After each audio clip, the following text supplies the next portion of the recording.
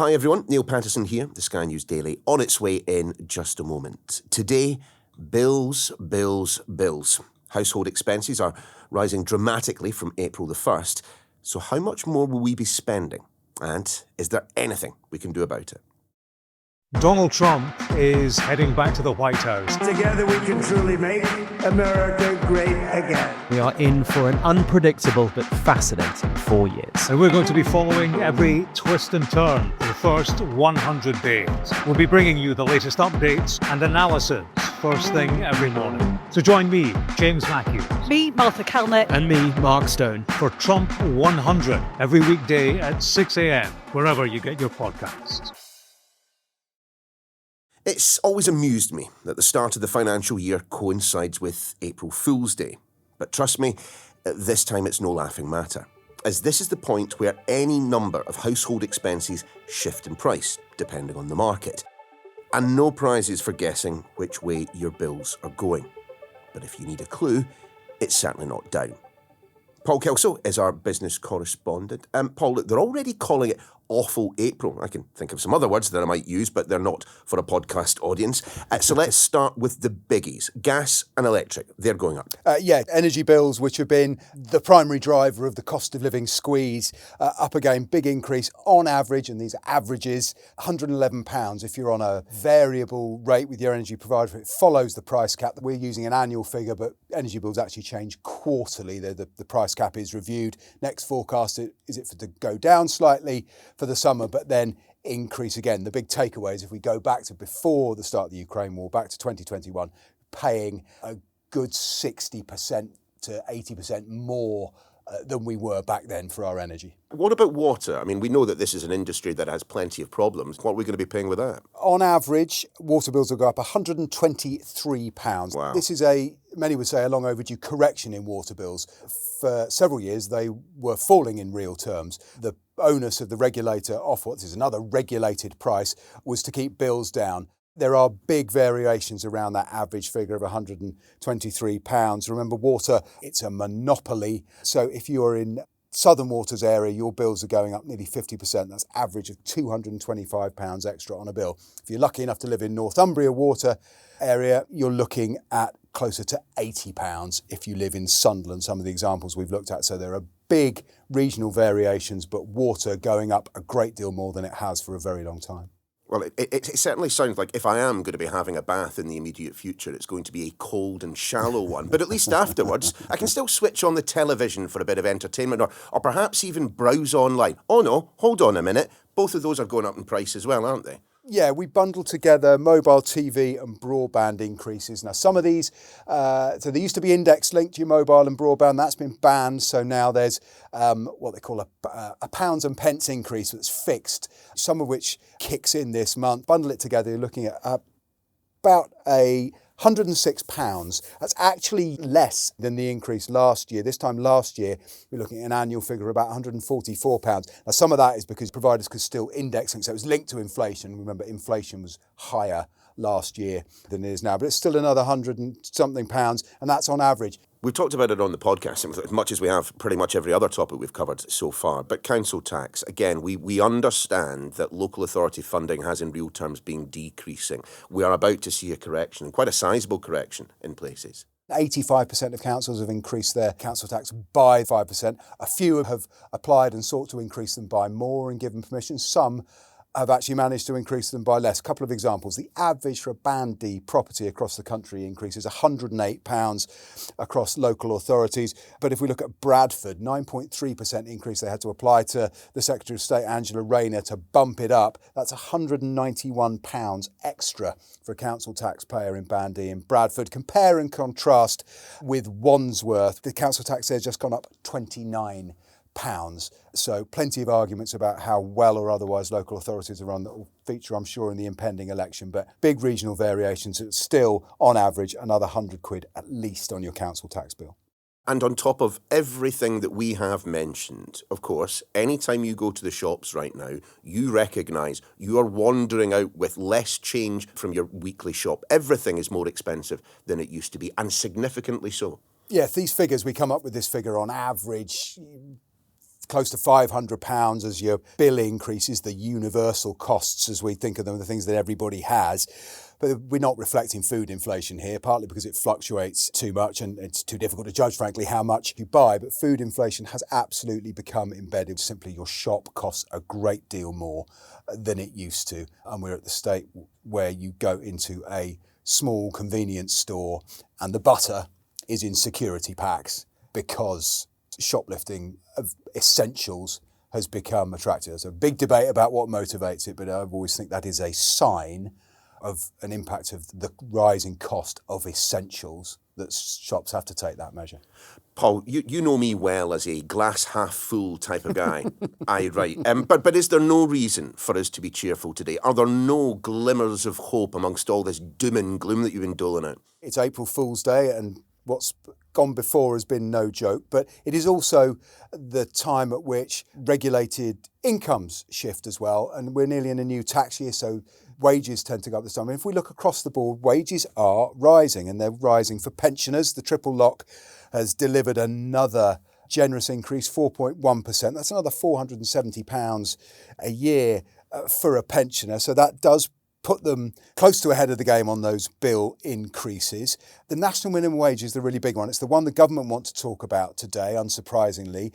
It's worth £1,400, that increase, to someone working full-time in a year on the national minimum wage, which now pays, on a 40-hour week, that pays close to £24,000 a year. You know, it's getting quite close to a graduate starting salary. It causes what's called wage compression. It means those at the very bottom end are getting closer to more senior and experienced staff. It raises questions about whether you take a risk on a young person if you're going to have to pay them the same as one with a few more miles on the clock. But every government has backed it, and it's this year, significantly, it was set up to try and get the minimum wage to 2/3 of the median income.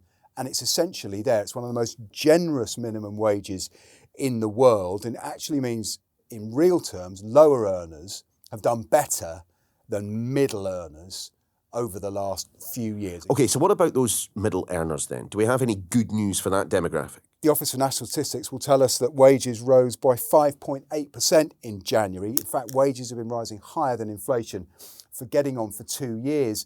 You know, we're looking at two people earning the median salaries. They're £4,300 better off this year on that basis than they were last year. But food inflation particularly is enormous and unavoidable and daily and weekly. So ultimately the test here isn't what charts or what figures I throw at you, it's how people feel. There are indicators that people are spending a little bit more money, a little more confidence than we might talk about, but what is undeniable is the cost pressures are still rising and there is no sign of them tailing off.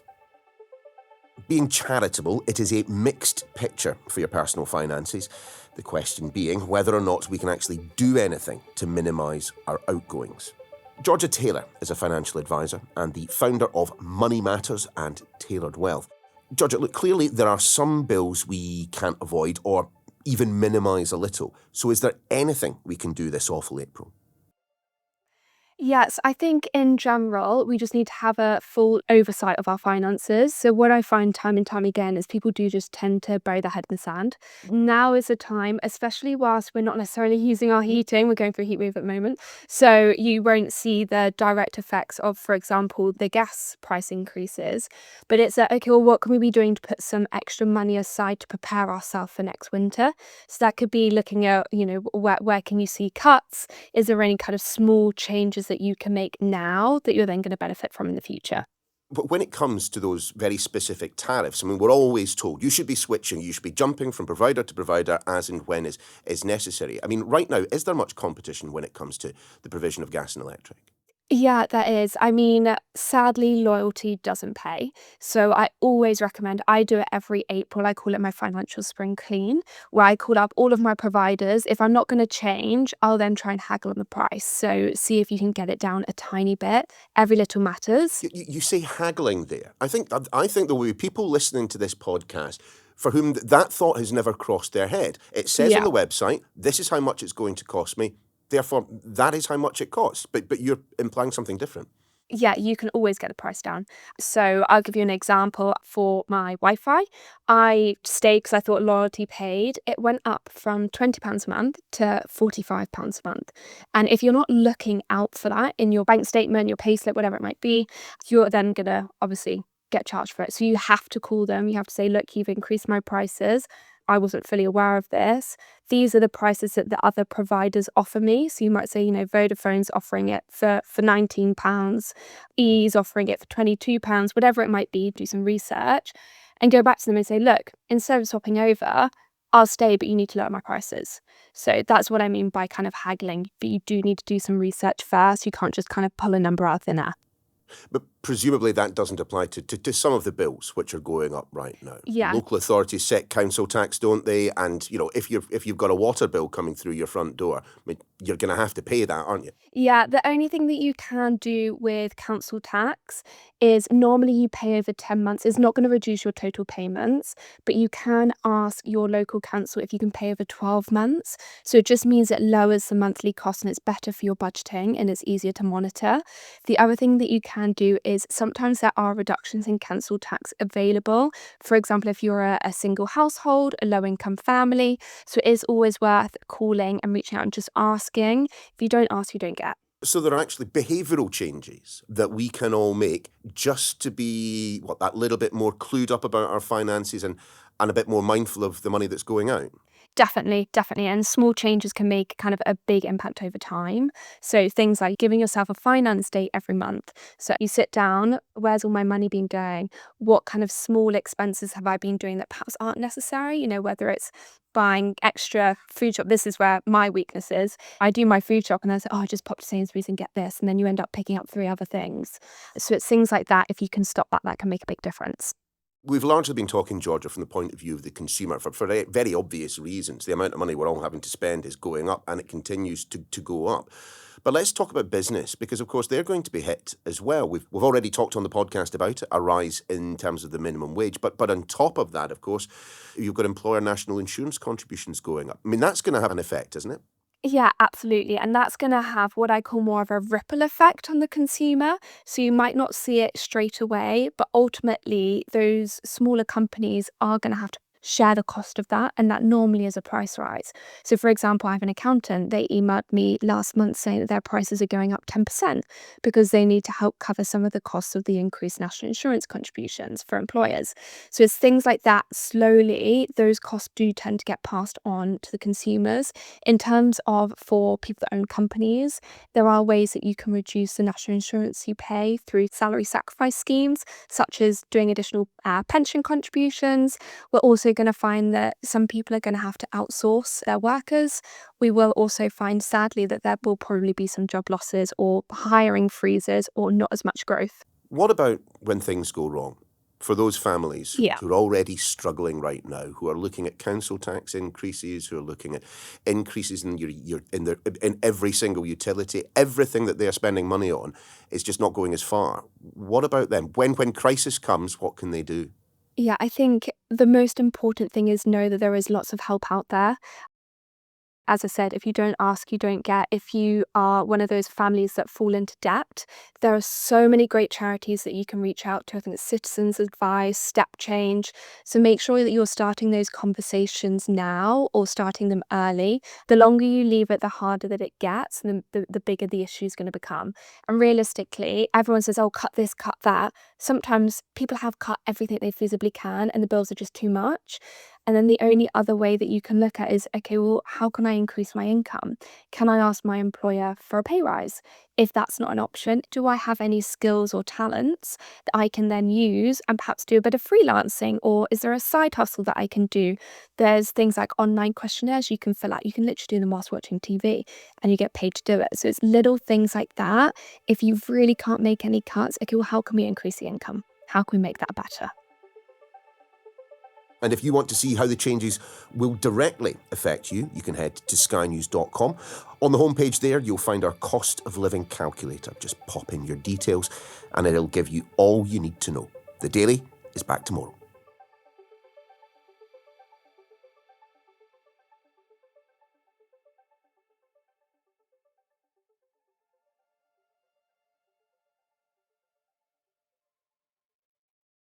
Donald Trump is heading back to the White House. Together we can truly make America great again. We are in for an unpredictable but fascinating 4 years. And we're going to be following every twist and turn for the first 100 days. We'll be bringing you the latest updates and analysis first thing every morning. So join me, James Matthews. Me, Martha Kellner. And me, Mark Stone. For Trump 100 every weekday at 6 a.m, wherever you get your podcasts.